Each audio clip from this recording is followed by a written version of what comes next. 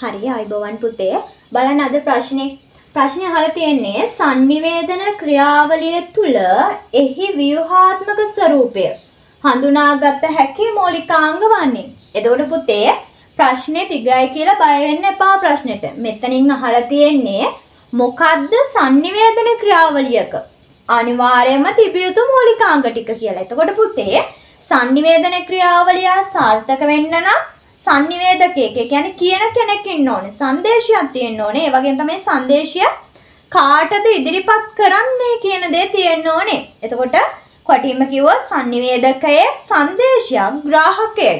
මෙන්න මේ තුන අනිවාර්යයෙන්ම sannivedanයක් තුල තියෙන්න ඕනේ. එතකොට අන්නේ තුන ගැන තමයි මේ අහන්නේ. පළවෙනි උත්තරේ බලන්න. sannivedakයා සංදේශය මාධ්‍ය sannivedakek ඉන්නවලු සංදේශයක් තියෙනවලු මාධ්‍යයක් තියෙනවලු. නමුත් මේ ඉදිරිපත් කරන සංදේශය කාටද යන්නේ කියලා නැහැ. කාටද යවන්නේ කියලා නැහැ. නිසා ඒ උත්තරය අපිට ගන්න බෑ.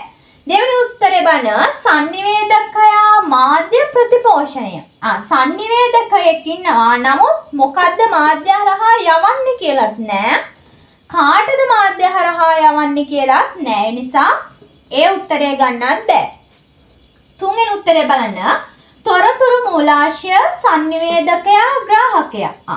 තොරතුරු මූලාශ්‍රය කියන්නේ පුතේ සංදේශය ඉදිරිපත් කරන්න sannivedakaya තොරතුරු රැස් කරගන්න මූලාශ්‍රය. එතකොට තොරතුරු මූලාශ්‍රයක් තියෙනවා.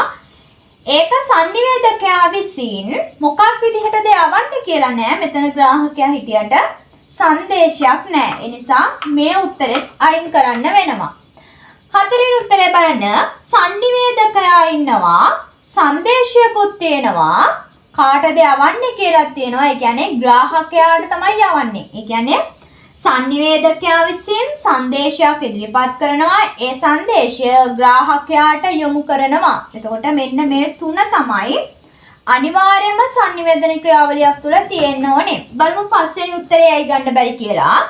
sannivedakaya ඉන්නවා බාධක තියෙනවා ග්‍රාහකයා ඉන්නවා. නමුත් මෙතන සංදේශයක් නැහැ. බාධක ඇති වෙන්නේ මොකේටද කියලා නැහැ. බාධක ඇති වෙන්නේ සංදේශයටද එහෙම නැත්නම් බාධක ඇති වෙන්නේ මාධ්‍යයටද කියලා නැහැ. බාධක කියන එකට කලින් අපිට සංදේශයක් තියෙන්න ඕනේ. ඒ නිසා ඒ උත්තරය ගන්නත් බෑ. එතකොට පුතේ sannivedana ක්‍රියාවලියක අනිවාර්යයෙන්ම තියෙන්න ඕනේ මූලිකාංග විදිහට ගන්නේ sannivedakek ඉන්න ඕනේ. සංදේශයක් තියෙන්න ඕනේ. ඊට පස්සේ ග්‍රාහකයෙක් ඉන්න ඕනේ. ඔන්න ඔය ටික. හරිද? හරි. තවත් පොඩි දෙයක් තියෙනවා දැනුවත් කරන්න. ගොඩාක් අය අහලා තිබ්බා අපේ මේ මීඩියා ක්ලාස් එකට ලියාපදිංචි වෙන්නේ කොහොමද කියලා.